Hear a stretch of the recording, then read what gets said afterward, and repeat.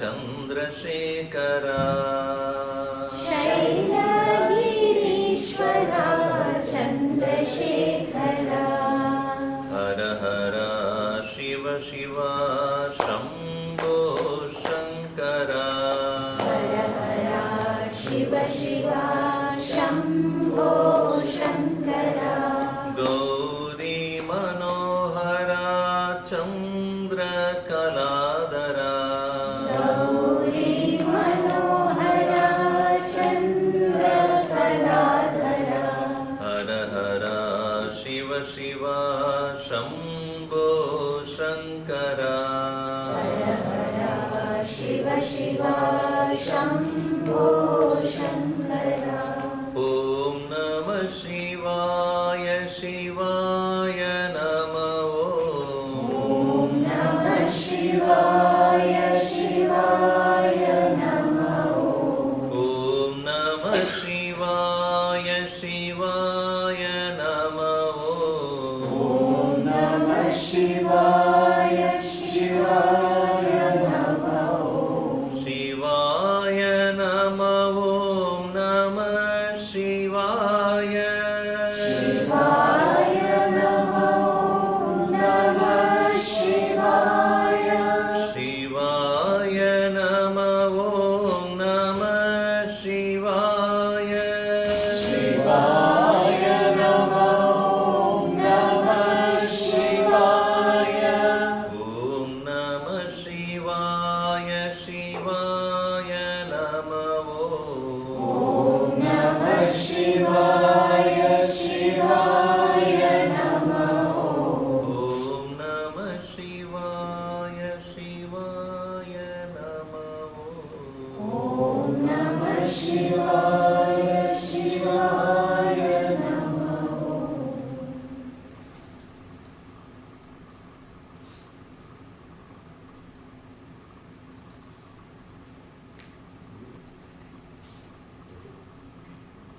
It's not on.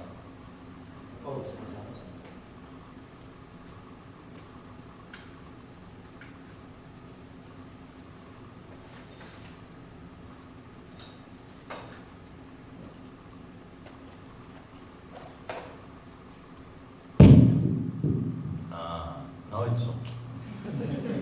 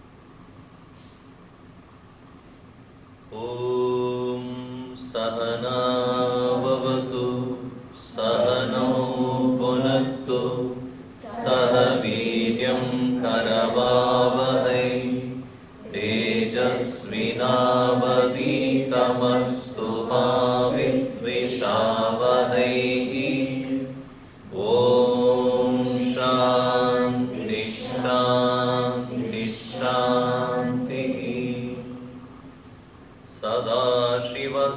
सदाशिवसमारम्भां शङ्कराचार्यमध्यमाम् अस्मदाचार्यपर्यन्तां वन्दे गुरुपरम्परां नारायणं पद्मभवं वसिष्ठं शक्तिं च तत्पुत्रपराशरं च व्यासं शुकं गौडपादं महान्तं गोविन्दयोगीन्द्रमतास्य शिष्यम् श्रीशङ्कराचार्यमतास्य पद्मपादं च हस्तामलकं च शिष्यम् तं तोटकं वार्तिककारमन्यान् अस्मद्गुरून् सन्ततमानतोऽस्मि श्रुतिस्मृतिपुराणानाम् आलयं करुणालयं नमामि भगवत्पादं शङ्करं लोकशङ्करं शङ्करं शङ्कराचार्यं केशवं बादरायणं सूत्रभाष्यकृतौ वन्दे भगवन्तौ पुनः पुनः समस्तजनकल्याणे निरतं करुणामयं नमामि चिन्मयं देवं सद्गुरुं ब्रह्मविद्वरम्. What magic he did now. Really good. Thank you.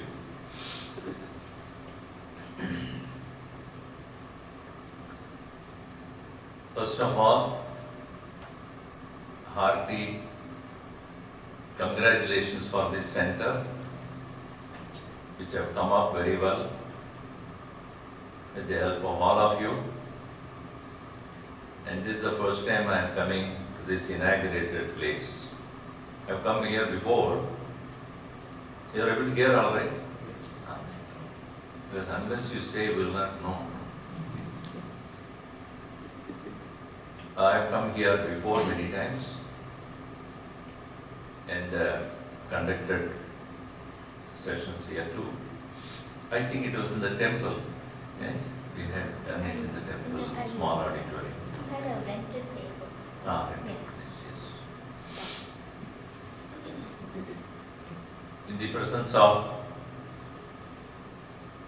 the deity of knowledge, I do remember seeing this before it came here in Jaipur.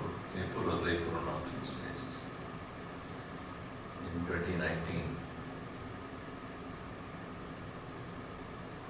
So here now in this week we'll do selected verses from Sivananda Lahari. This was composed by great Adi Sankaracharya. A man, or we can call it as an avatar, incarnation of the Lord Himself. He was not only a philosopher, but at the same time, a great devotee of the Lord. Such a combination is very rare. Gurudev used to call him a spiritual commando. A combination of both devotion and knowledge and missionary. He was walking up and down. 3 times he went all the way from Kashmir to Kanyakumari. Established Hinduism back to its original nature. Created 4 matas to propagate this knowledge to all the 4 corners of the Bharat. Though presently these 4 Sankaracharyas would never see eye to eye, that's a different thing. But he made sure that all the 4 Vedas are established, and Chinmaya Mission belonged to the tradition of Sringeri Math,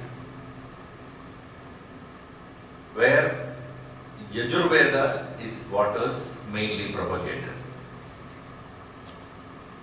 And incidentally, in the Sringeri Math, the Swamis are given the last name Saraswati. You have got Saraswati here. So, and interesting also, that Bhagavan Sankaracharya, what he did was, these last names that are given are connected to environmental awareness.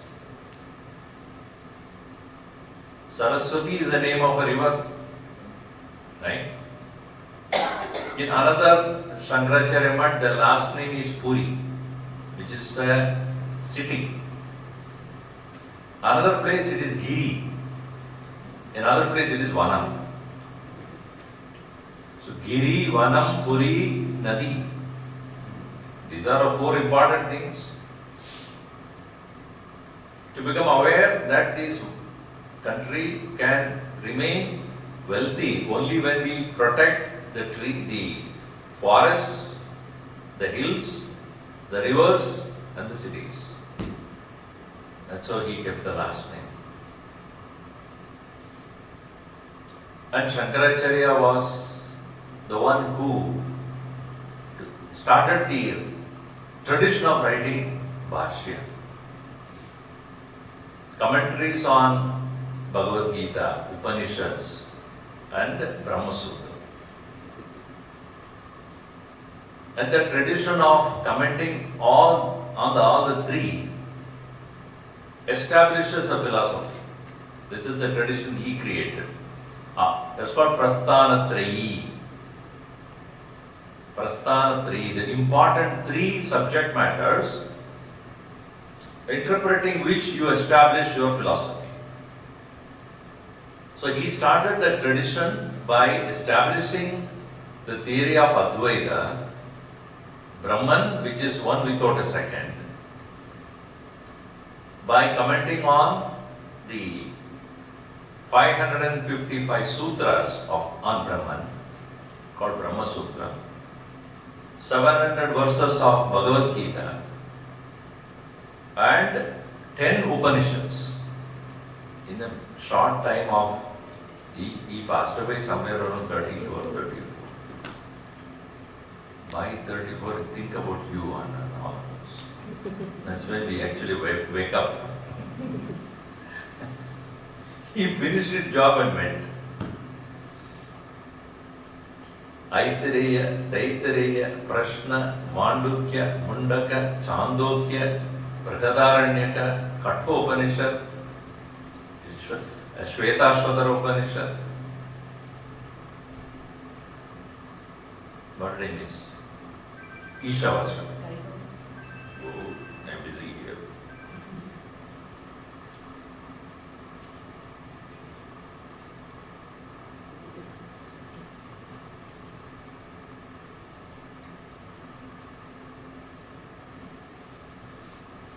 All the 10 Upanishads he commented,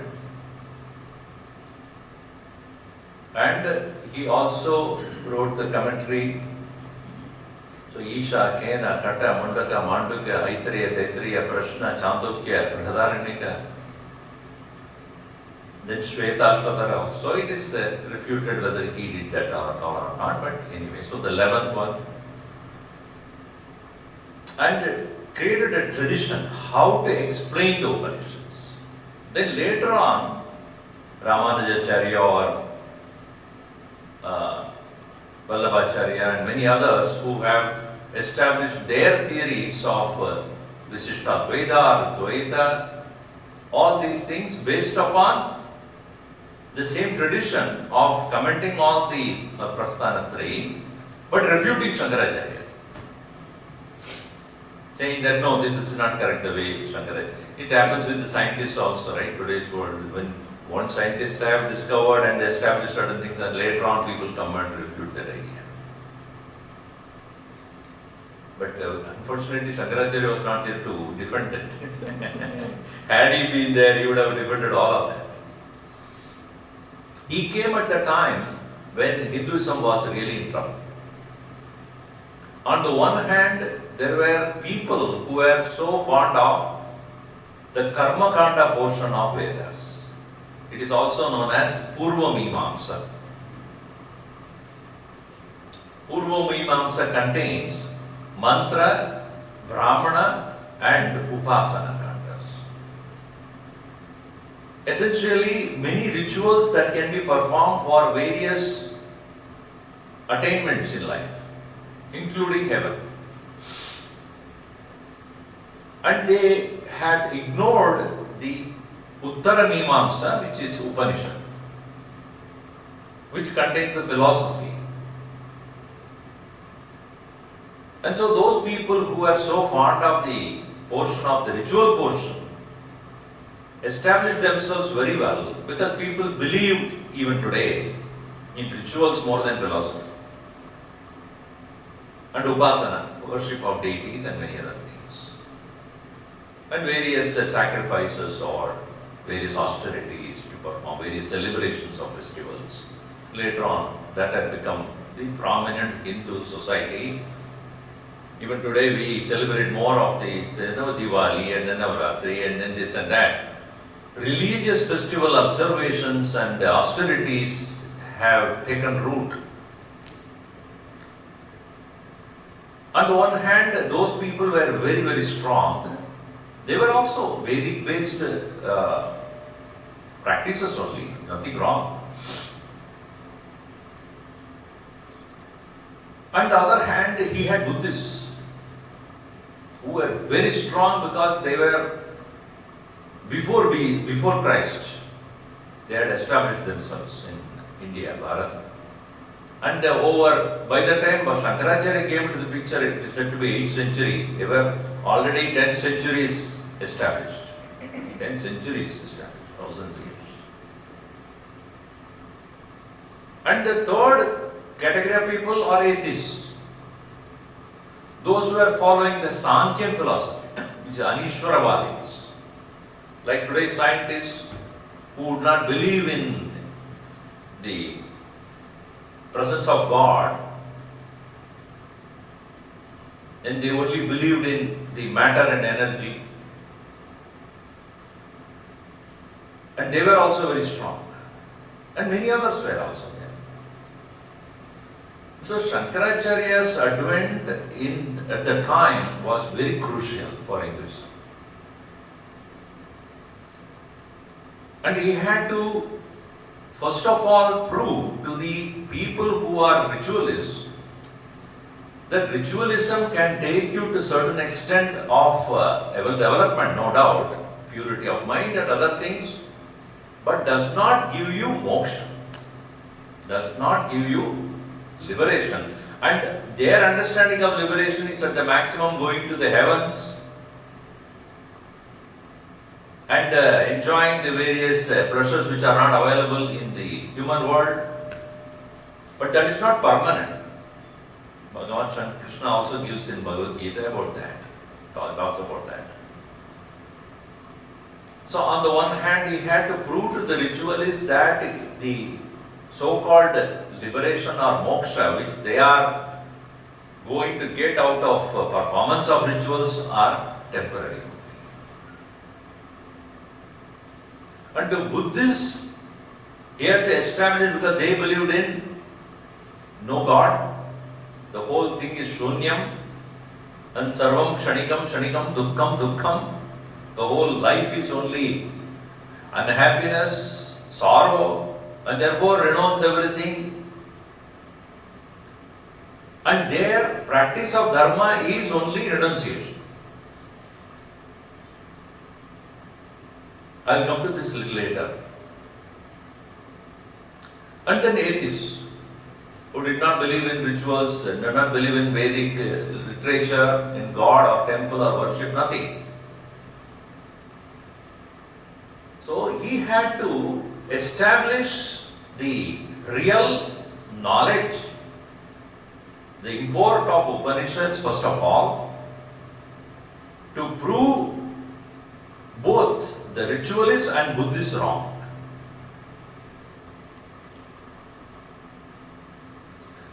If you look at the commentaries that he had written in the Upanishads or even in Gita, extremely logical and proving to a point of and refuting all the contradictory traditions. And those words are so powerful and logical, rational, argumentation. He brings the arguments of all different kinds of schools of thought and proves them wrong. Only when you start reading, you realize what a mighty intellect he was.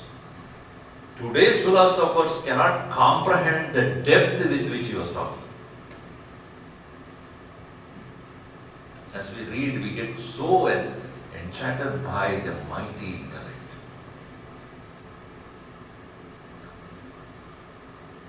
And then, so he wrote the commentaries on the Upanishad, Bhagavad Gita, and not only that, he went to various schools of learning, especially Kashi, Kshetra, where many different schools of philosophies were trying to establish their point of view. He had to go there, argue with them, prove them wrong, and convert them into right thinking. Creating a forum of disciples who would understand his philosophy correctly, so that they become the missionaries for the later period. And he pretty much sent the Buddhists away from the land. Made sure that they never enter Bharat again. They are sent to the east, you go book. By merely arguing with them, proving them wrong, and making sure that they don't step back into the country. Not by weapons, but by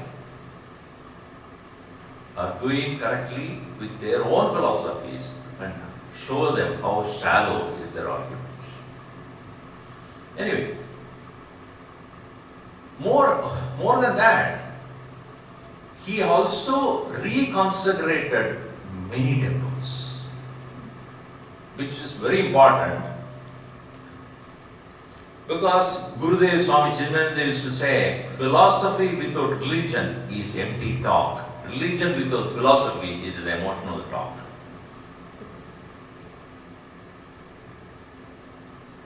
The love for God is necessary to enhance your spiritual awareness, and therefore having deity and doing upasana will create the right environment in your mind for you to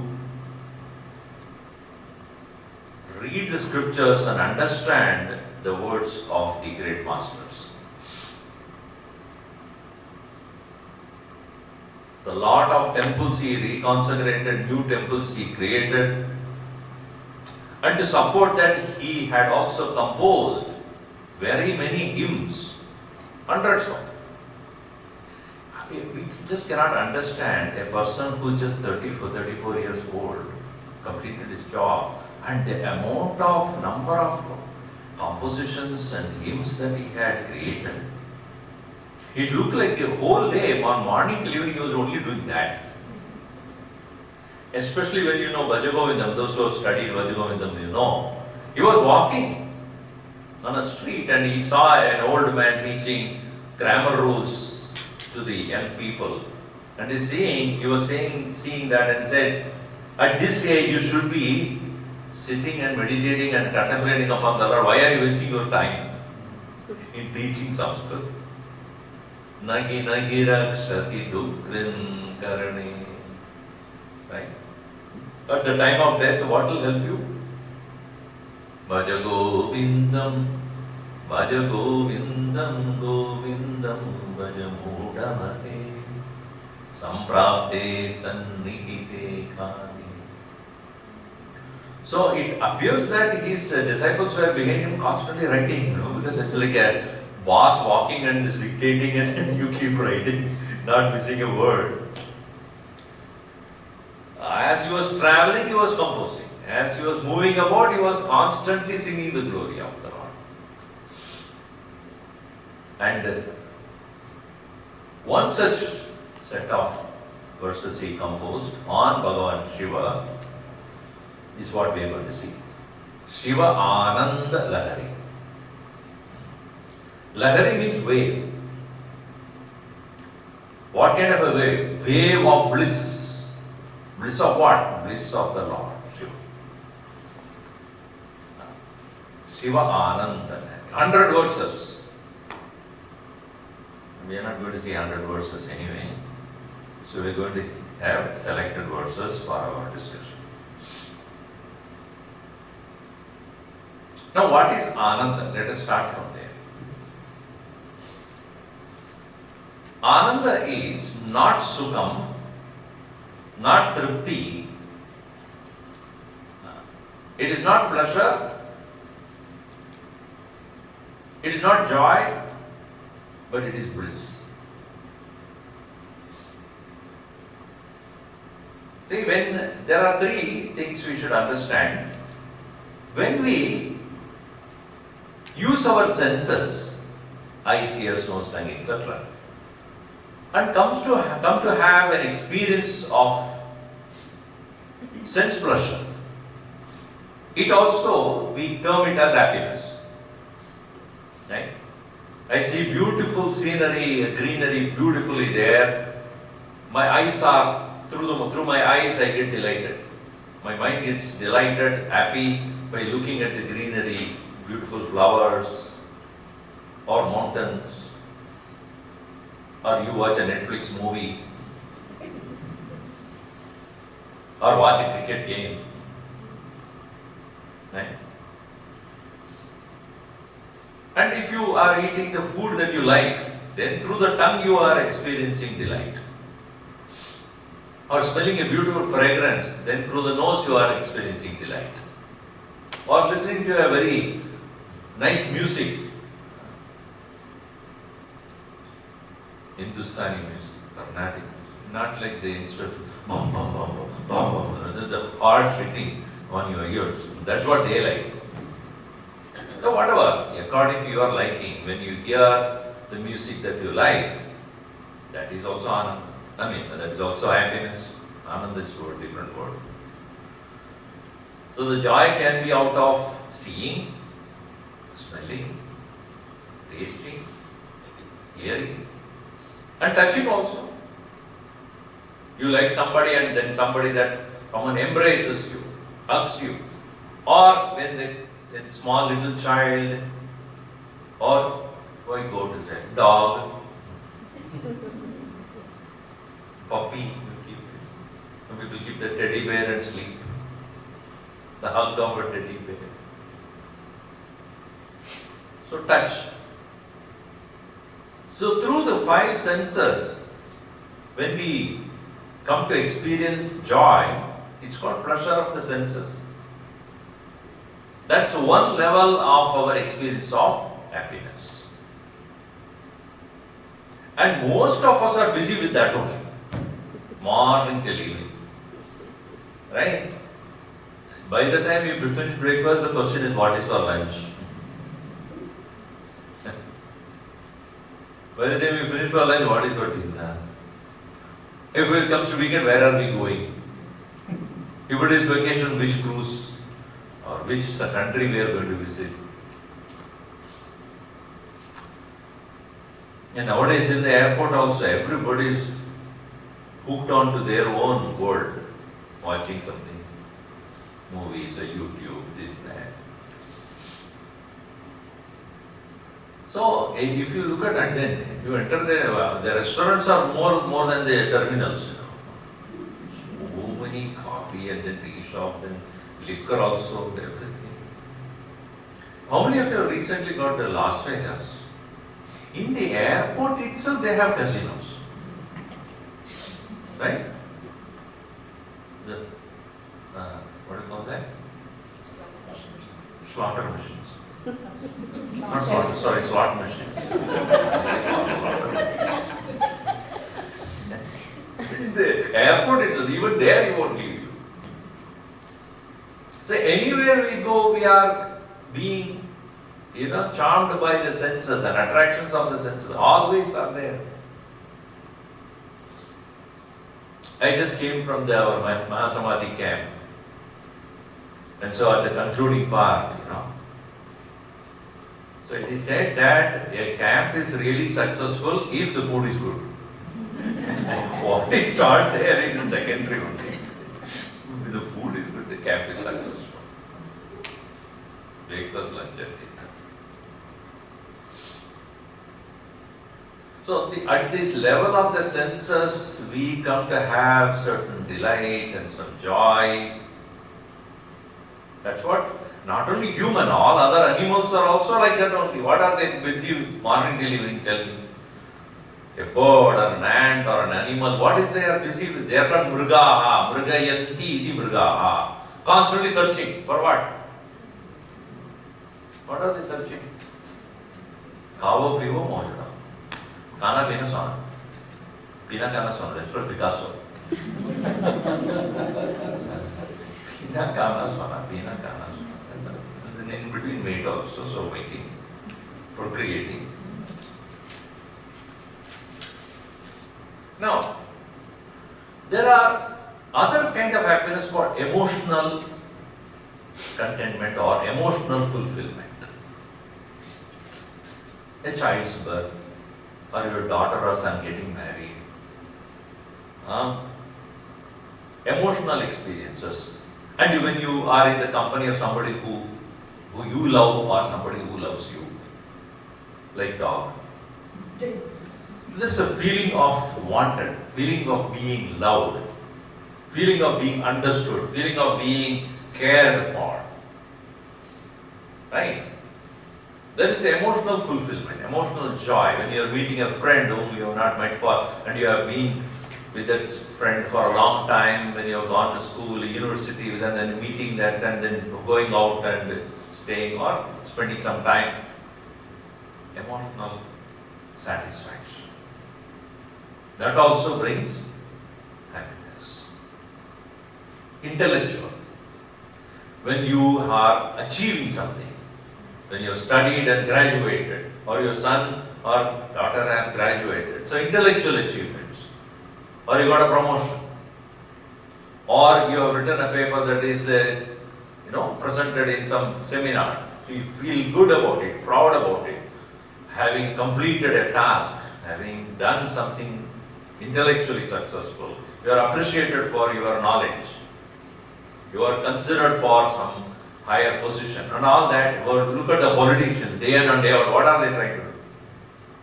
Being recognized, being respected, being known to the world. Intellectual achievements. So, physically, emotionally, intellectually, we do experience happiness. No doubt about that. But Ananda is, literally, Ananda means the bliss of the self.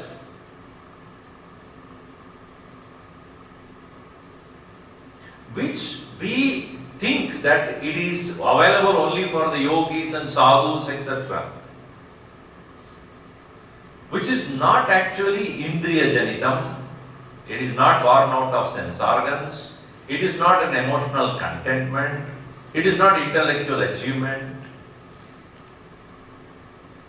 And you may wonder if at all it is possible. It is. When? In 2 hours from now. Some of you are already there, I know that. When you go to the state of sleep, deep sleep, have you achieved anything intellectually? You are the same stupid one which goes to sleep. The same one wakes up next day morning. Nothing is achieved. Okay? Emotionally there is no satisfaction. You are not emotionally experiencing anything like a pleasure of the emotional nature. You don't have even anybody's company also. Nobody is regarding you or respecting you or praising you. No. In the deep sleep. Or even there are no pleasures of the senses. You are not seeing anything. Smell, touch, hearing, nothing. So, in that deep sleep, what we experience is the absence of all the pleasures connected to the senses, all the joy is connected to the mind, all contentment and satisfaction connected to the intellect, yet at the end of it, what do you say? I slept so well. Sukhena maya suktam. I enjoyed my sleep. It was so peaceful. What did you achieve? Is it not that every day we look forward to that? Even in the lecture like this. Swamiji, when do you finish? I want to go to sleep.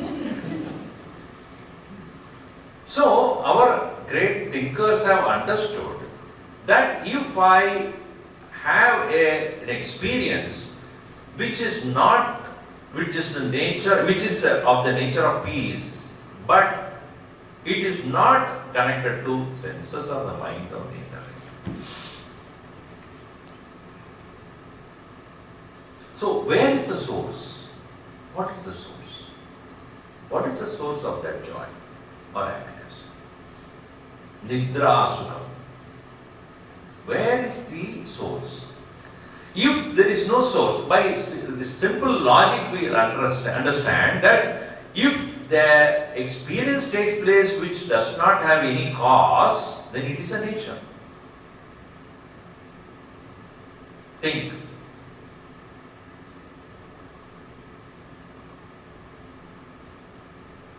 If it is caused by something, then I say this is the cause, this is an effect. I experience the effect, but the cause is not there. It's like your own teenagers, no? When you ask them if they come late to home, where did you go? Why are you late? Because. That's all. You'll not get any answer. You don't ask the question. That's all the question. You don't ask for the questions. Cause, and you go back. Because of what? Cause what? No answer. Only working. So, effect, if at all you wanted to call it as an effect, I experience the peace. It's not that after I deep sleep I feel miserable. No, all of us would say, it was such a peaceful sleep, joyful sleep. Nothing disturbed me. There's nothing to disturb me. What is the cause? So, if there is no cause, then what it means? That's my nature.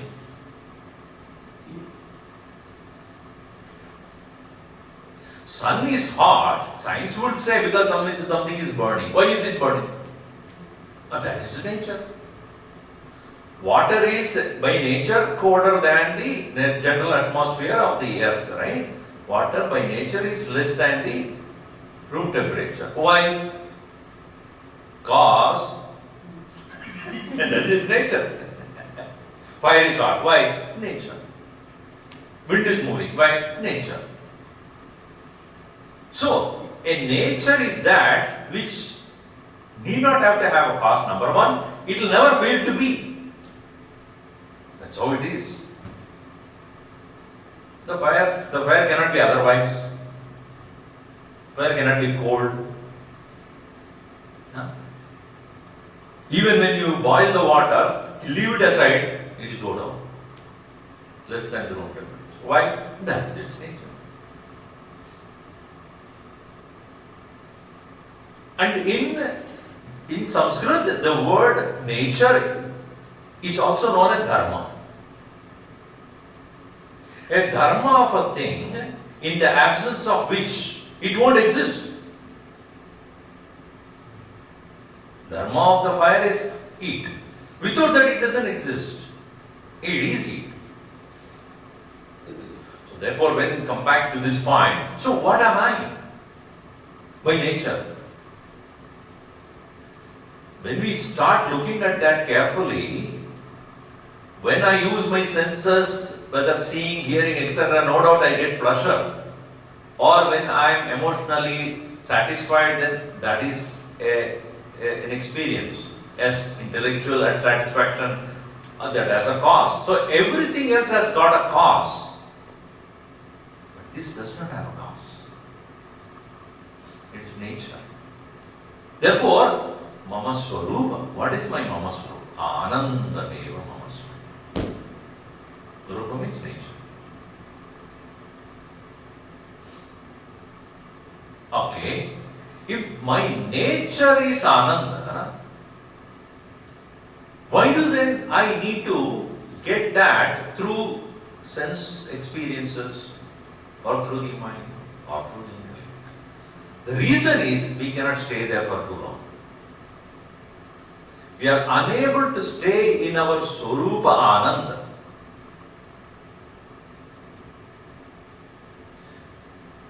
If my state of sleep is where I have found my own Ananda, then why do I come to experience or express myself through the senses, etc.? Why do I get to act in this world?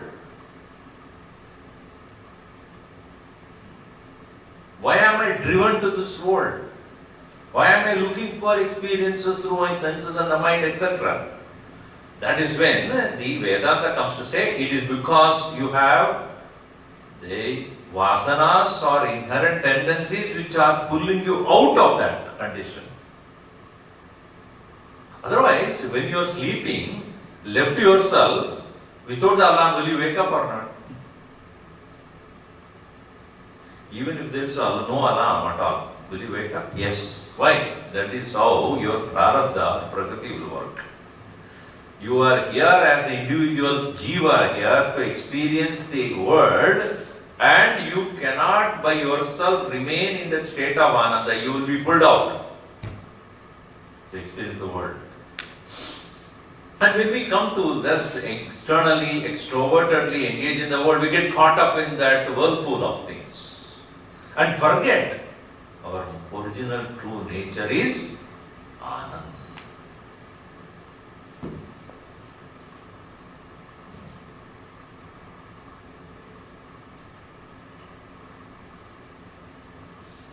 So if you understand this correctly, Nijaswarupa, the true nature of mind is Ananda. That's why all our Swamis are given that name. Chinmayananda, Tejomayananda, Ishwarananda. If our nature is not there, then what would my name would be? Ishvara Dukhi? Chinmaya Dukhi. So, by nature, we are Anand, and that is what we should be.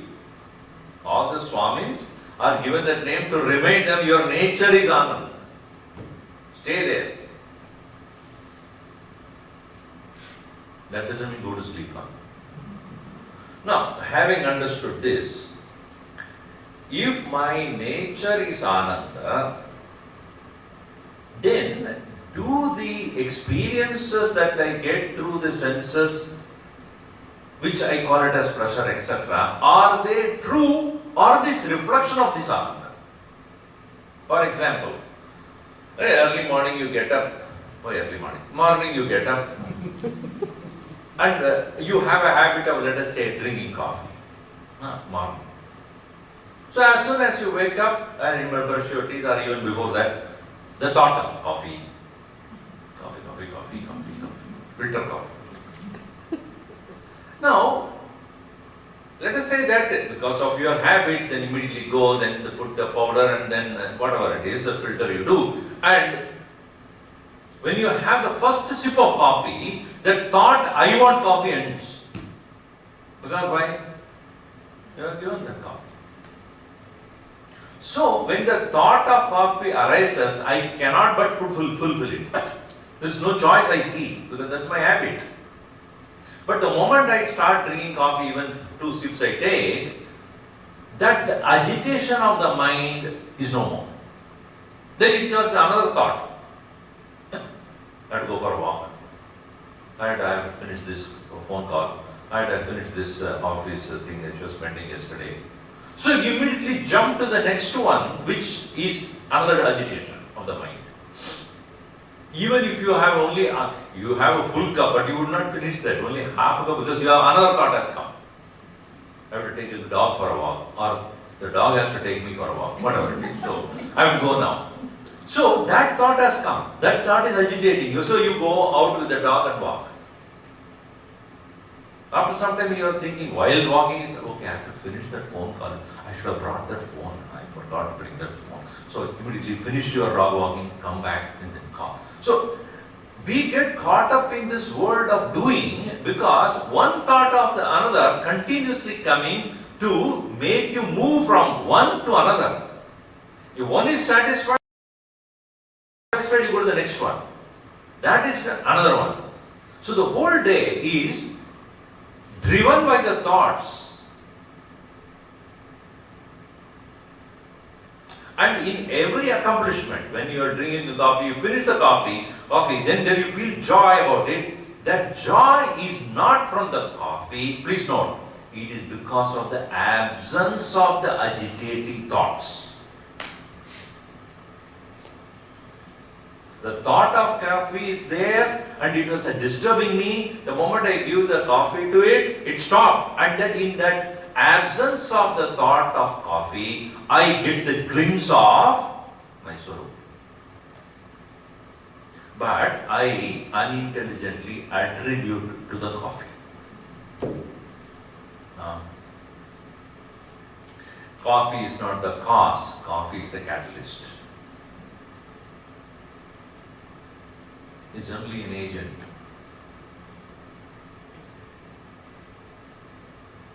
So every thought that arises in my mind, and accordingly when I come to act in this world, the thought when it becomes absent, I get the glimpse of my Swarup. What? Anand. But when I attribute it to the sense experience or any other, I come to get trapped in that. Then I want to repeat it again. Because that I think that is the cause of the joy, and therefore I go to it again and again, not knowing it is not that object of experience that has caused, that has created the joy. By nature is Ananda, and I go back to that nature when the thought ceases to be. How that is proved? Because in the sleep where there are no thoughts, it's still happening.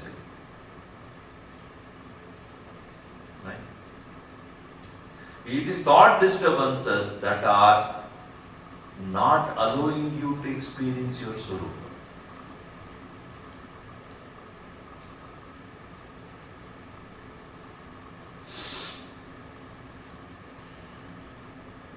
This is the reason why yoga also, second sutra of yoga is what? Chitta vritti nirodha yoga. Absence or arrest of thought is yoga. Patanjali. What did he say? What is yoga? According to Patanjali, stopping the mind. Bhagavan Krishna says in Gita, Shanaihi Shanaihi Uparamed Pujya Swami or Yato Yato Nischarati Manaschanchalam Astiram Tatastato Niyamye Atmanyevam Shamhed. Whenever the mind runs out towards in the wheel of thoughts, bring it back. Slowly, slowly. So, coming back to yourself, not running away with the thoughts, you will reach Ananda.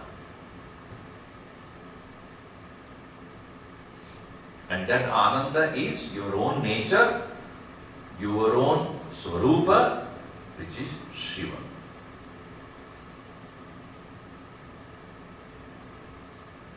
Bhagavan Shiva represents the state of being with oneself, which is none other than the state of bliss. That's why you see him with himself. He represents the state of mind which is abiding in its Swarupa. Shiva Ananda. And it is filled with waves of bliss. And thus when we look at the form of the Lord, Shiva sitting in deep meditation, experiencing his own bliss which is undisturbed by thoughts, is representing our true nature. is what really we are. When you look at the Bhagavan Shiva, he is nothing but who you are, really who you are.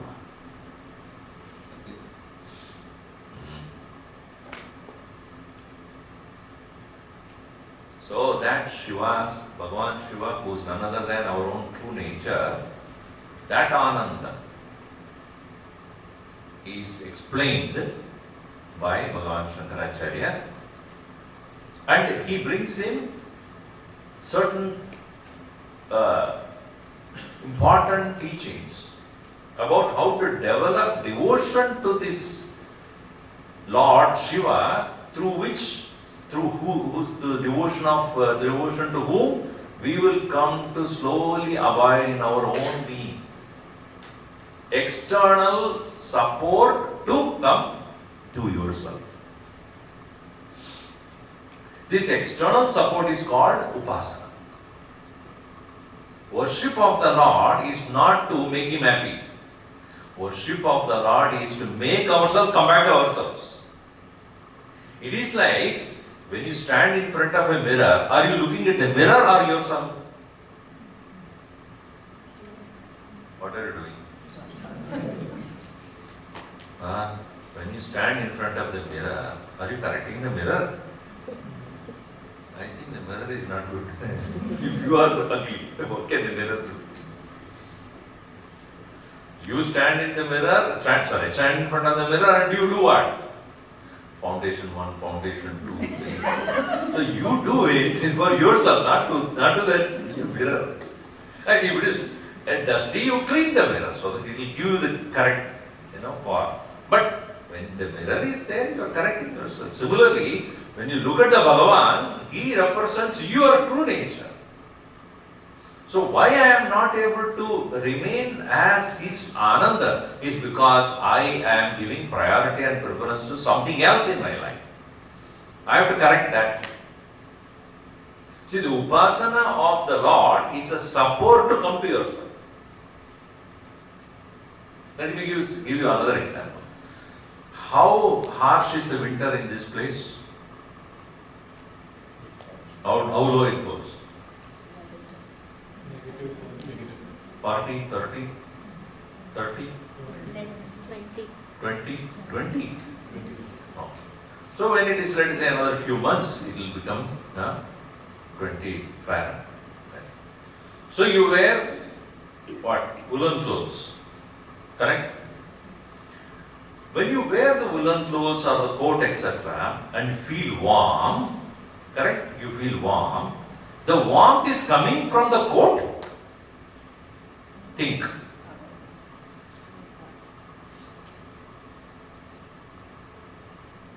Where is the warmth coming? See, the warmth is not from the coat. You are holding your own warmth inside. Correct or not? The coat is only an alamban, a support, an external support. For what? To retain the warmth of your body. In the same way, worship of the Lord is a support for knowing who you are. It is an external support to recognize your nature. That's why none of our gods are unhappy. See that? Is it an unhappy God? Anyway. They may be a little upset, but not unhappy. There may be angry Kali will be there for a different reason. But all our gods are expressing their inner bliss and joy only to show that take me as a support and go to discover the joy that you are.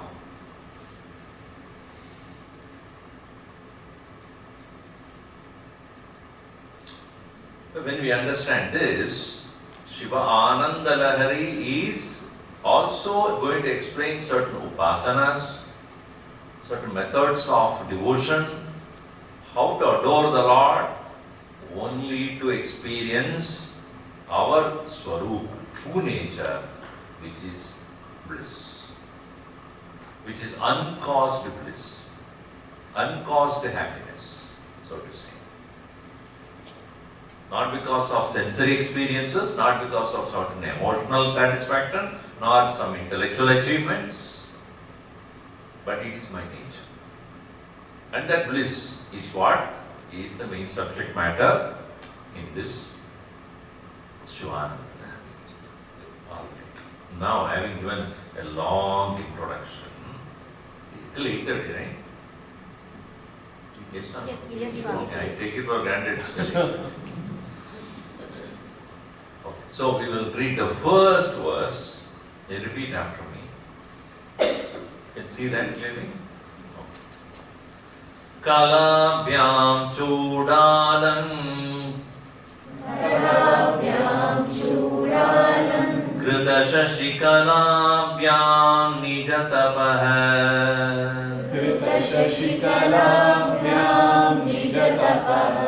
Palabhyam bhakteshu Prakatita palabhyam bhavatu me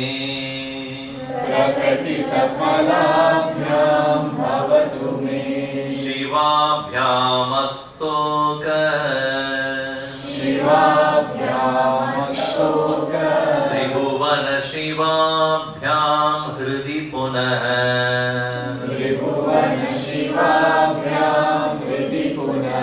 Bhavabhyamananda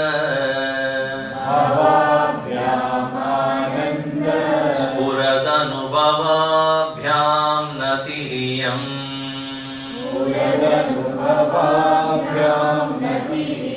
Together.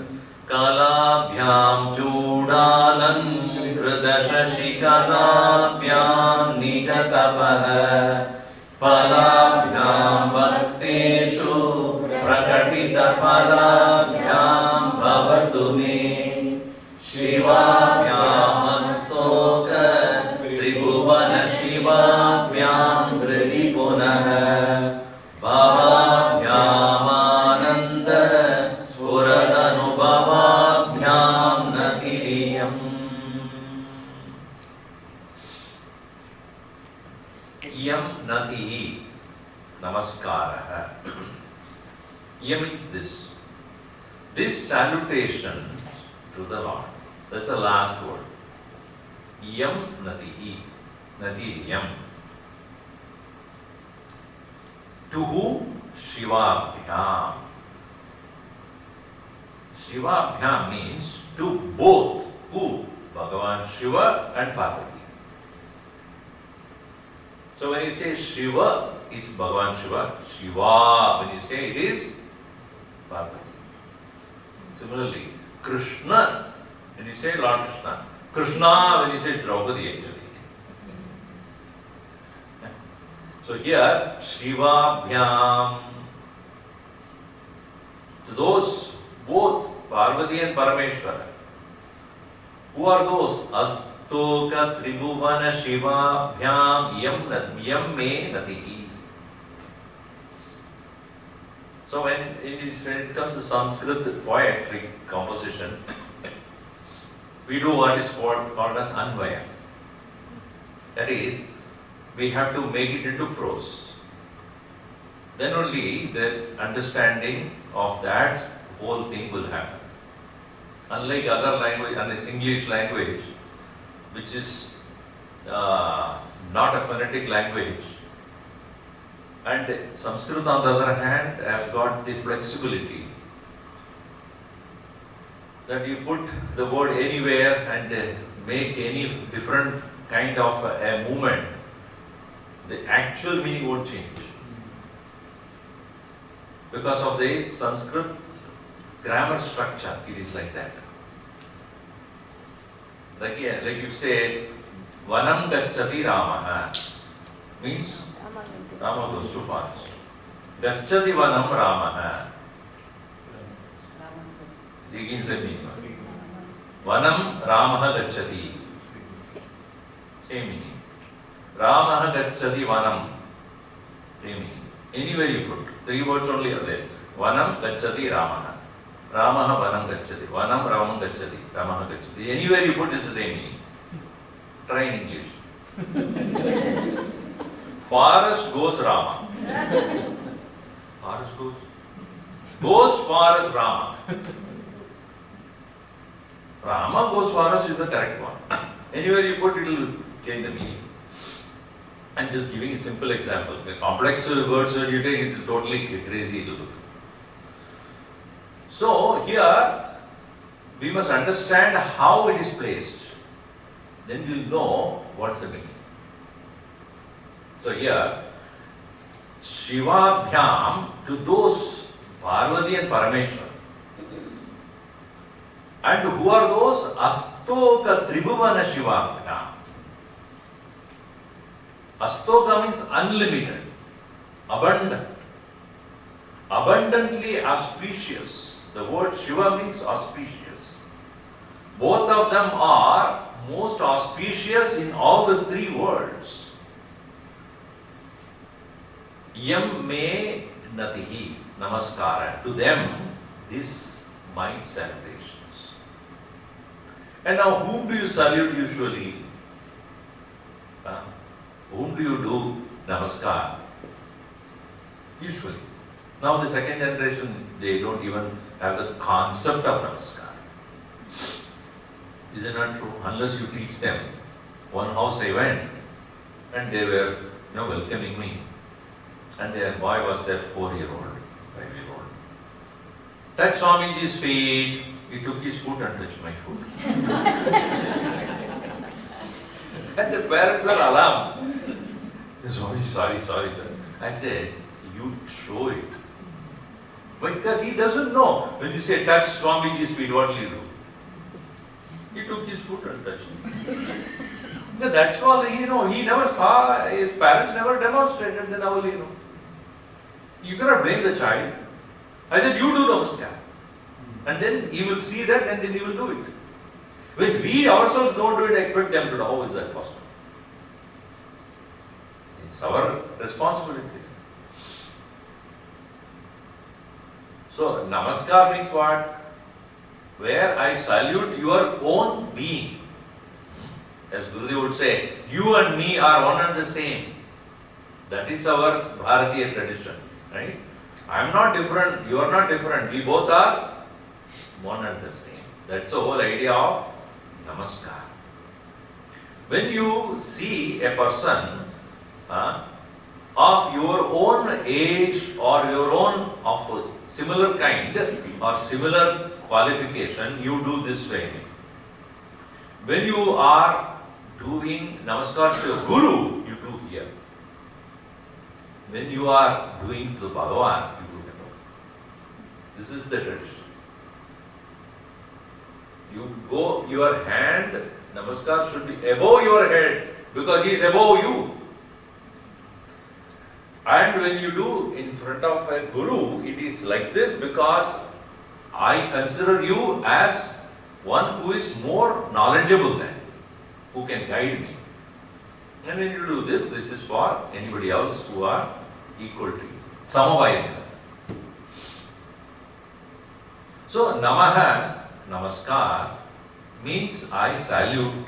And whom do you salute? One who is elder by age, or by knowledge, or by divinity, or who has to know more money than you. Nowadays, that is what is a consideration. Whom do I salute? Somebody who has more power, more money, more wealth, more command, more influence, more contacts, more celebrity.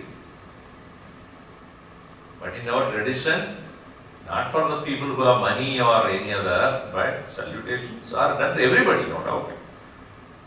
But especially those who are men of knowledge, men of divinity, those who are worthy of worship. Or sometimes the thagda admi is also used. I don't want to trouble. It is not Bhagavan you worship because he has too many weapons in his hand. Not that. So, yam namaha, why astoka tribhuvana, shivabhyam. they spread the auspiciousness in all the three worlds. Because the concept of Ishvaraha, we must understand, as different from Sankhya philosophy. Sankhya philosophy believes in the existence of both Purusha and Prakriti parallelly. Meaning, both are equally powerful, equally needed, and combination of matter and energy together makes this world. It is their understanding. Whereas Bhagavan Krishna clarifies in Bhagavad Gita that there are two things called Purusha and Prakriti in the 13th chapter. There are two things called Purusha and Prakriti. One is, Purusha is the energy or that which has sentiency, and Prakriti is matter which is insentient. These two are there, and these two are two aspects of me only. Prakritim Purusham Chaiva Vidyanadi Ubhau Api. Both of them Anadi. Why? Because the source is Anadi. You see, if I have two hands, this hand is not this hand, but together they are there. Who is a common factor? Right?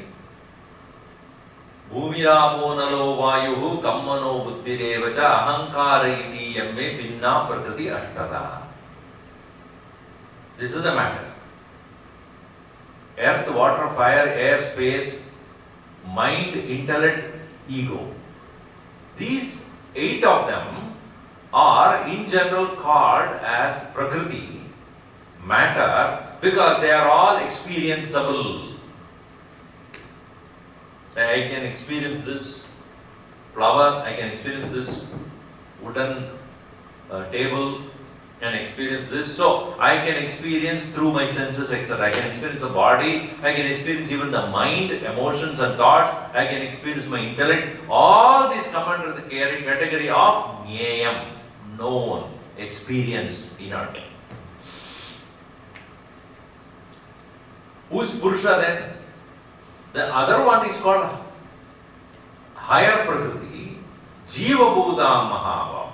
That is me. Apareyam idasvanyam Prakritim Vitti me param Jiva Bhudam Mahavahu yedam dharyate jagat. That is called higher Prakriti, even though he calls it as a Prakriti, but it Jiva, the individual self, the conscious self, which experiences the matter. And that both of them are my me only. That is the point here. Where Sankhya's differentiate these as Prakriti is different from Purusha and both are in this world, but whereas Krishna makes it clear, both Prakriti and Purusha are none other than me alone. This is represented in the Shaiva philosophy as Shiva and Parvati. Together make this world. Together make this entire world possible. Therefore, Shiva Bhyam Astoka Tribhuvana Shiva Bhyam Natiriyam. I salute both of them together. In the Vedantic concept, they are known as Ishvaraha and Maya, the power of the Lord.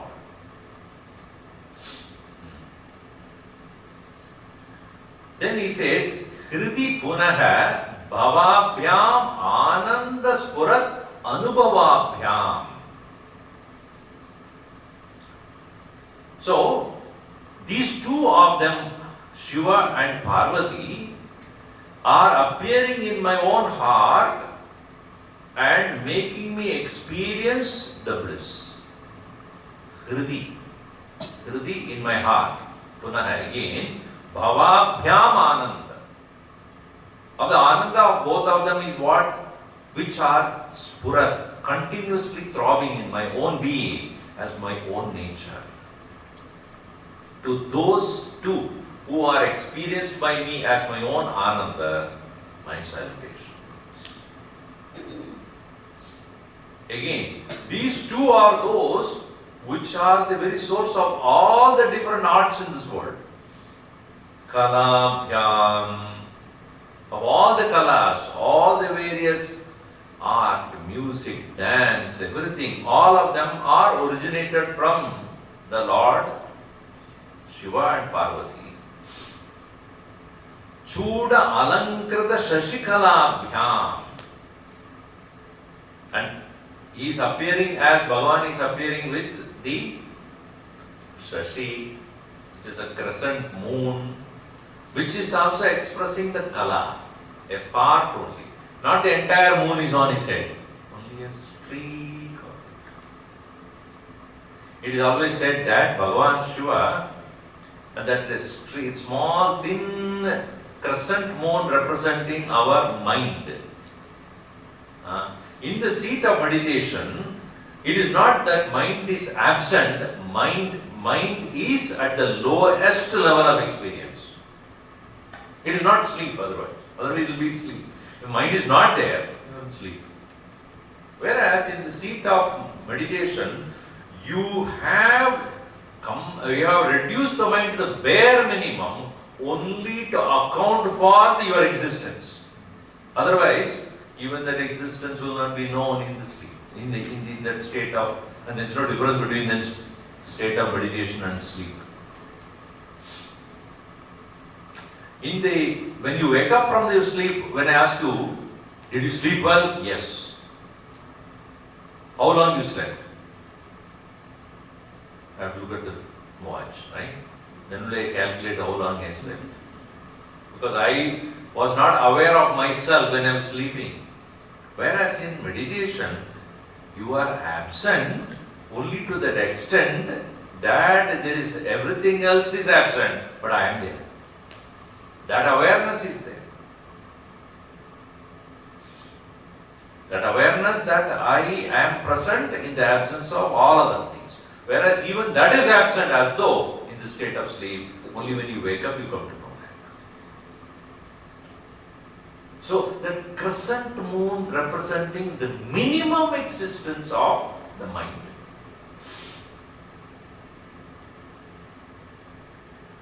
And that is why that minimum existence of the mind is called Uma.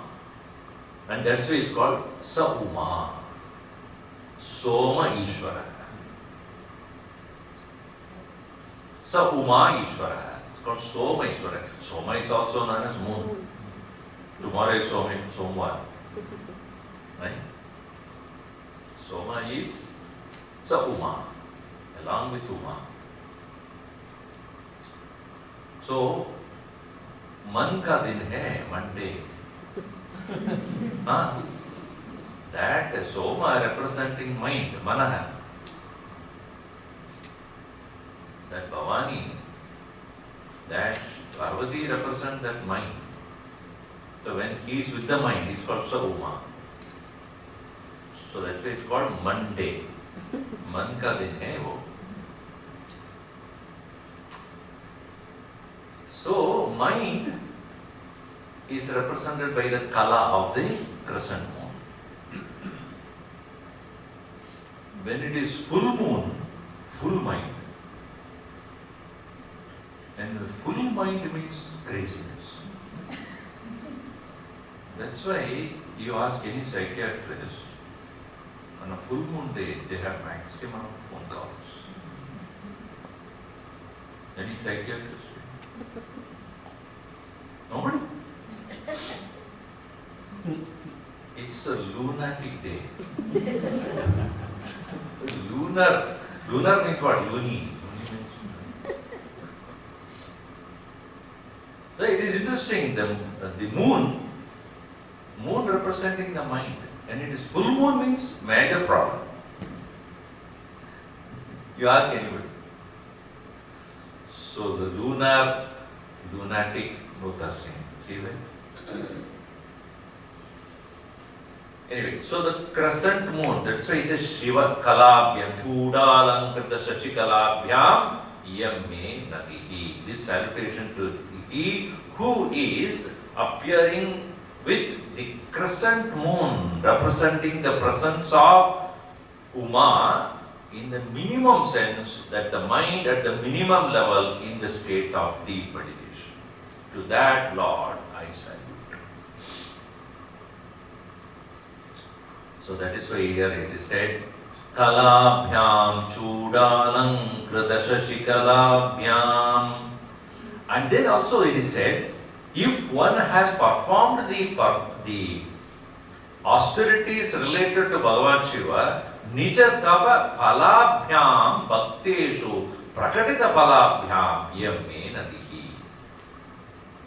When a person is able to perform the austerities connected to the Lord by chanting the Panchakshara mantra or following the upasanas related to Bhagavan Shiva, Paradosha, etc. Pradosha, etc. And such a person which is Nijatapa Phala, the result of that one's own austerity, Bhakteshu Prakatita Phalabhyam, in the form of a expressed result that comes for those devotees in the form of Bhagavan Shiva and Parvati, to those couple of Parvati Parameshwara, my salutations. So this way, the entire verse to start with here is Kalabhyam Chudalang Kritashashi Kalabhyam Yam Menatihi. That you have to stop that way. Then Nijata Papalabhyam Bhakteshu Prakatita Palabhyam Bhavatu Menatihi. Nati means Namaskaraha. Shivabhyam Astoka Tribhuvana Shivabhyam Iyam Menatihi.